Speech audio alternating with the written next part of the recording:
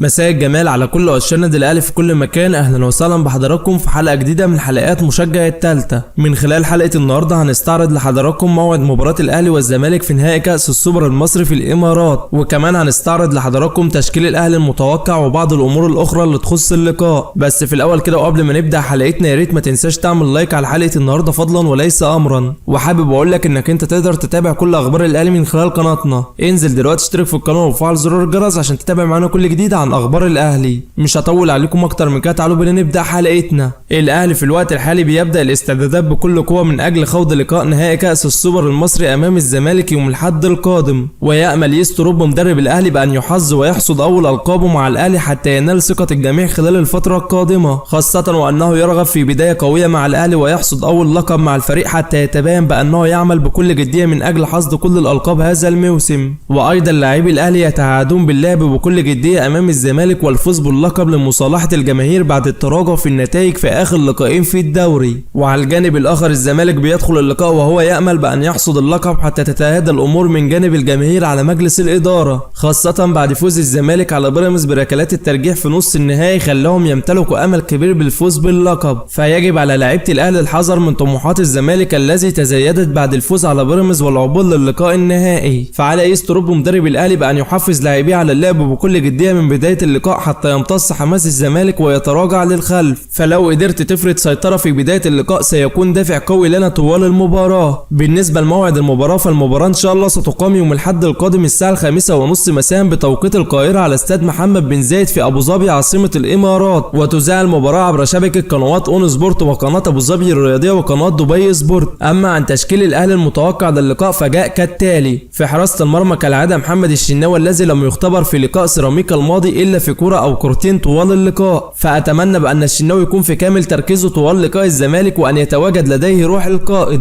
في خط الدفاع في الباك اليمين محمد هاني، وفي الباك الشمال كنت اتمنى بان يستروب يبدا بمحمد شكري ويسيبه من احمد نبيل كوكا شويه. فلو هتكلمني عن مستوى احمد نبيل كوكا مع الاهلي فكوكا لم يقدم المستوى المطلوب منه دفاعيا او هجوميا مع الاهلي في المباريات السابقه، ولو استعنت بمحمد شكري في لقاء زي لقاء الزمالك ستجعل كوكا يراجع حساباته ويخاف على مكانه مع الاهلي. لكني اتوقع بان يستروب لم يجازف في لقاء الزمالك ولم يجري اي تغييرات عن تشكيله الاهلي الذي خاضت لقاء سيراميكا كليوباترا الماضي، خاصه وانه بيعتمد بشكل كبير على احمد نبيل كوكا في الجبهه اليسرى في مباريات الاهلي السابقه، ولم يبدا بمحمد شكري اساسيا في اي لقاء منذ عودته من الاصابه. واتوقع بان يستروب هيثبت احمد نبيل كوكا في الجبهه اليسرى للاهلي في نهائي السوبر امام الزمالك. اما في قلب الدفاع فيستروب هيثبت ثنائيه ياسر ابراهيم وياسين مرعي. الثنائي مطالب بالتركيز شويه واللعب بروح لعدم التسبب في اي اخطاء دفاعيه مجددا. فاللقاء الماضي سيراميكا قدر يخترق دفاعات الثنائي وسجل هدفه في اللقاء الوحيد بالاضافه الى عده اخطاء كانت ستؤدي بالفريق الى كارثه، لكن الحمد لله في النهايه الماتش خلص بصعود الاهلي. واتمنى بان يكون في تفاهم بين الثنائي وان يخوض لقاء الزمالك بكل تركيز وجديه وبمبدا الامان. اما في خط الوسط فاتوقع بان يستروب يعتمد ايضا على مروان عطيه واليو ديانج ويرافقهم محمود حسن تريزيجيه. في خط الهجوم في الجناح اليمين احمد السيد زيزو، في الجناح الشمال اشرف بن شرقي وامامهم مهاجم جراديشار. اما في حال اذا استقر الجهاز الفني للاهلي على اراحه جراديشار بسبب تعرضه الى اجهاد في لقاء سيراميكا كليوباترا الماضي، اتمنى ان يتجه لاي خيار اخر غير طاهر محمد طاهر اللي ما شفناش منه كره ولا باص ولا اي جمله فنيه خلال مشاركته مع الاهلي في المباريات السابقه. ده كده تشكيل الاهلي المتوقع للقاء الزمالك بنسبه 100%، بالاضافه بان يستروب يمتلك اوراق هجوميه رابحه على مقاعد البدلاء مثل احمد عبد القادر ومحمد علي بن رمضان. فاتوقع بان الثنائي هيكون لهم دور مهم جدا مع الاهلي في الشوط الثاني.